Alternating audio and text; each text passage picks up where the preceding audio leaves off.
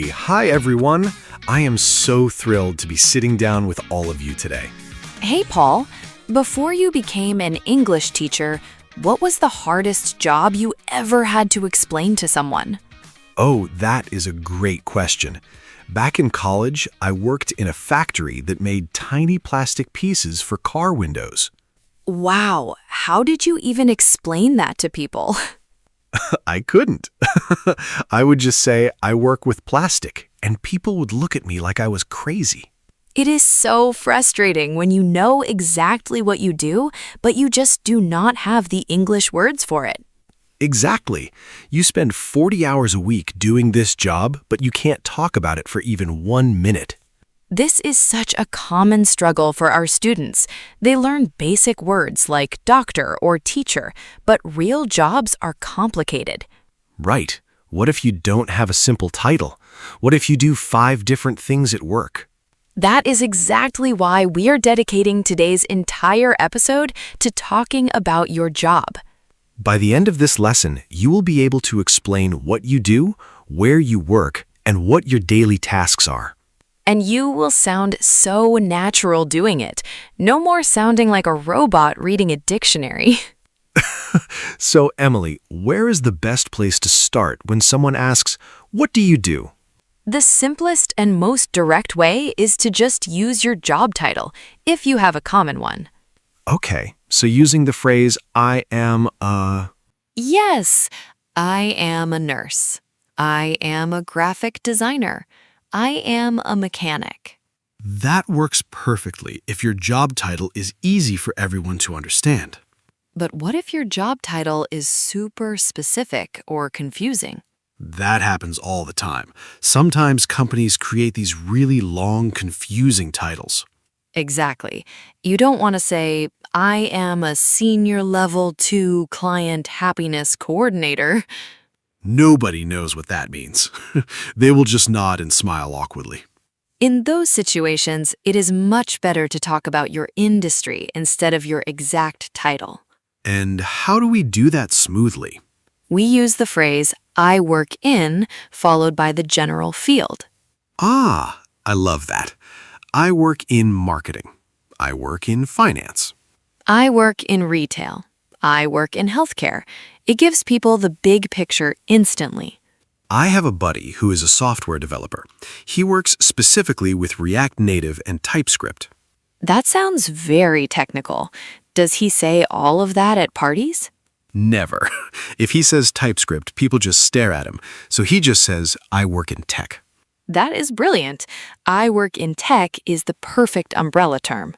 What if someone owns their own business? How do they talk about that? That is a great question. You can simply say, I run my own business. I run my own business. That sounds very confident and professional. You can also be a little more specific. For example, I run a media production company. Oh, nice. That tells me exactly what you do without getting stuck on a weird job title. Okay, so we know how to say our title or our industry, but what comes next? Right, because the other person usually asks, "Oh, cool. What exactly do you do there?" And this is where people freeze. They try to translate their entire daily routine.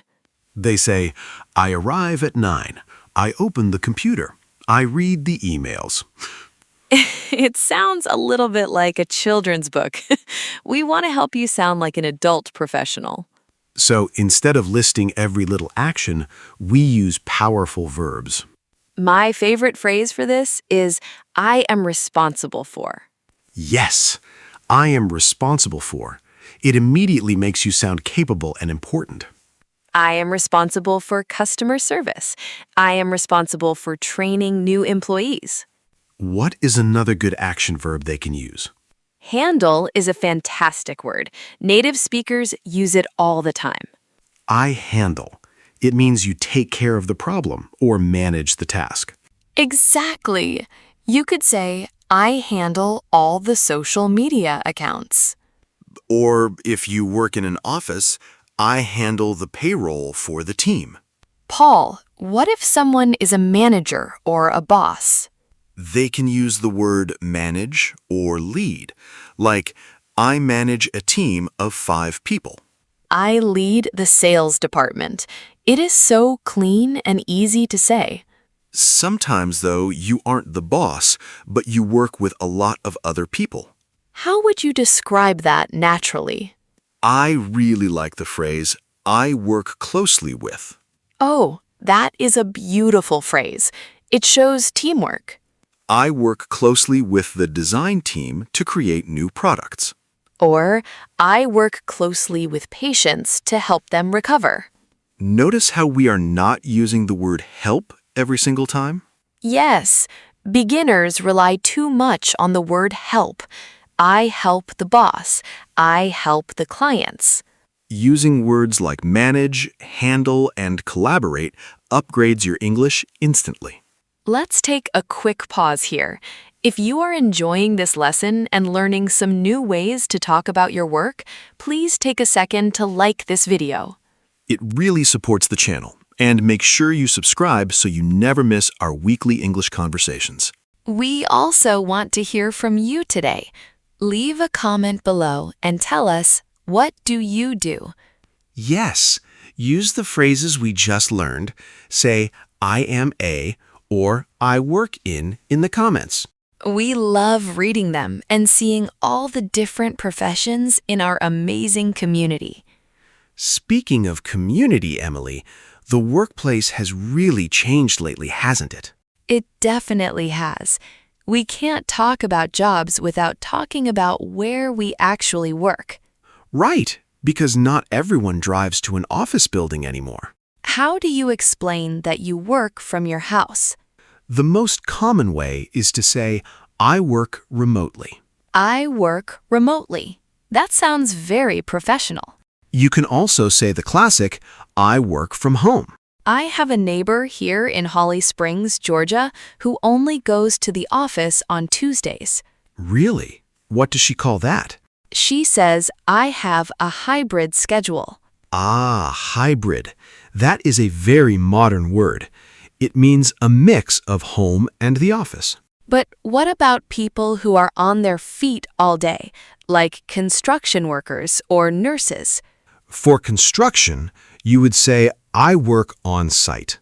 And for healthcare or retail, you might say, I work on the floor. What if your schedule changes every week? Like sometimes you work mornings and sometimes nights. We call those shifts. You can say, I work shifts. Or, I am on the night shift this week. These small details really help paint a picture of what your daily life is like. You know what else is a huge part of daily work life? Let me guess. Meetings? Yes, meetings. We spend so much time in them. How do you talk about meetings without sounding bored? Well, instead of saying, I sit in a room, you can say, I attend a lot of meetings. Attend is a great polite verb.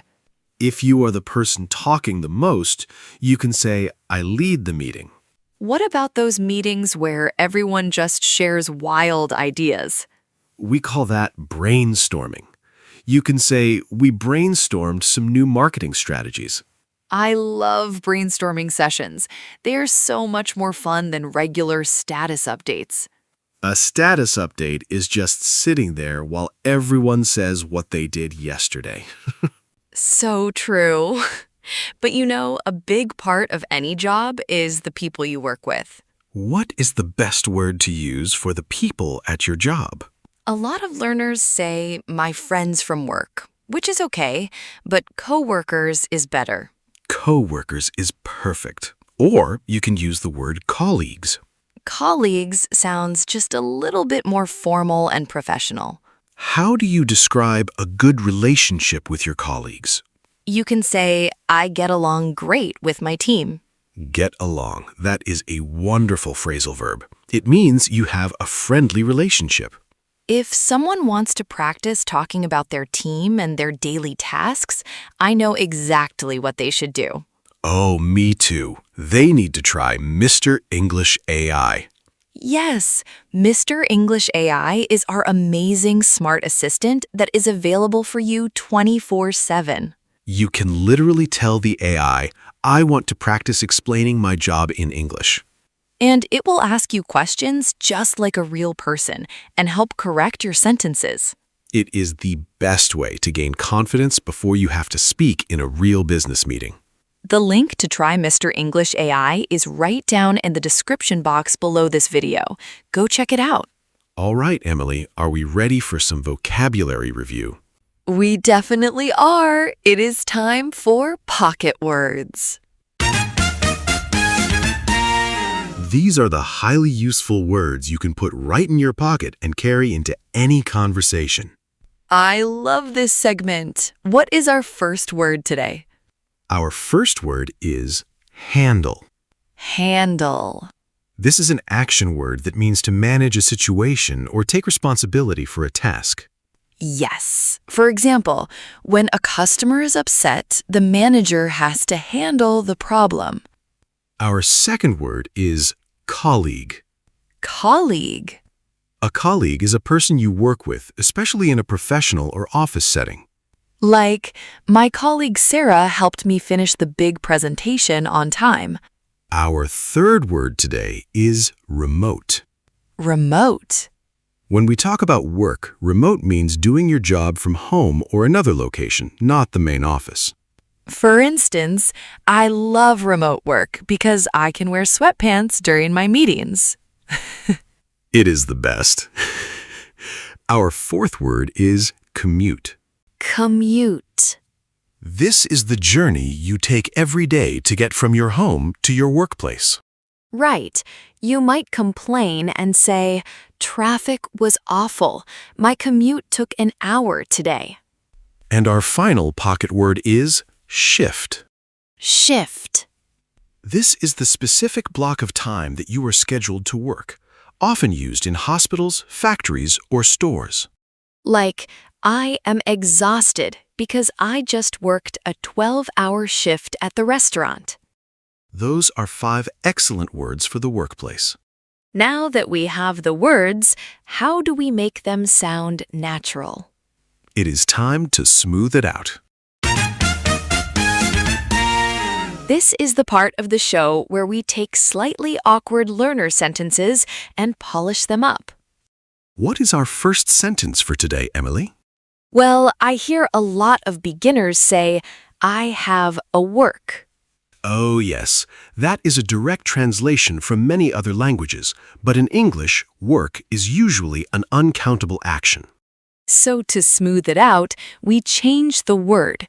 A native speaker says, I have a job. I have a job. It is so simple and clean. Okay, what about this one? A student recently told me, I stay in many meetings. Stay makes it sound like you are trapped inside the room and can't leave. Exactly. It sounds a bit unnatural. To smooth it out, you would say, I am in meetings all day. I'm in meetings all day, or I attend a lot of meetings. Both sound fantastic. Here's another one. People trying to describe software work often say, I make the code. Make is a very generic verb. It sounds a little bit like baking a cake. Right. To smooth it out, we use the specific verb for that industry. We say, I write code. I write code. It sounds instantly more professional. And what if someone is trying to say their job is very difficult? They might say, my work is very hard. There's nothing wrong with that, but it sounds a little bit basic. To smooth it out and sound advanced, you can say, my job is pretty demanding. My job is pretty demanding. The word demanding is perfect for a busy, stressful workplace. Okay, Emily, we have the phrases, we have the vocabulary. Let's see it in action. It is time for our practice conversation. We are going to pretend we just bumped into each other in a neighborhood coffee shop. I love it. I will start the conversation. Ready? Ready. Let's go. Hey, Paul. It is so good to see you. How have you been?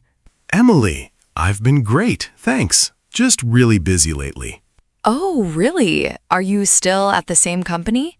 Actually, no. I recently changed industries. I work in logistics now. Oh, wow, logistics. That sounds intense. What exactly do you do there? I am a supply chain coordinator. Basically, I handle all the shipping schedules for our major clients. That is a lot of responsibility. Do you have to go into the office every day? Thankfully, no. I have a hybrid schedule. I work remotely most of the week, which makes my commute so much better. That sounds like a pretty demanding job, but the flexibility must be really nice. It really is. I work closely with a great team, so that makes it a lot of fun. And scene. That was wonderful. Notice how smoothly that flowed? I didn't list every single thing I did, I just gave the highlights. You stated your industry, your title, your main responsibility with the word handle, and your work environment. It gives the listener a perfect picture of my professional life without overwhelming them. You guys can absolutely do this. The next time someone asks about your job, you are going to sound so confident. Just pick one or two of the structures we taught today and try them out this week. We know you are going to do great, and we have even more useful conversation tools coming up next week. Oh, what are we talking about next time? Our next episode will be the continuation of this series with the theme, Tell Me About Your Family. Oh, that is a huge topic. We are going to talk all about how to describe your family tree, your parents, siblings, uncles, and everything related to that theme. Listeners definitely will not want to miss that one. Please remember to leave a comment below about what you do for a living and hit that like button. Subscribe to the channel, share this with a friend, and keep up the amazing work you are doing. Thank you so much for hanging out with us today. Keep practicing, and we will see you next time on Mr. English Channel. Bye, everyone. Take care.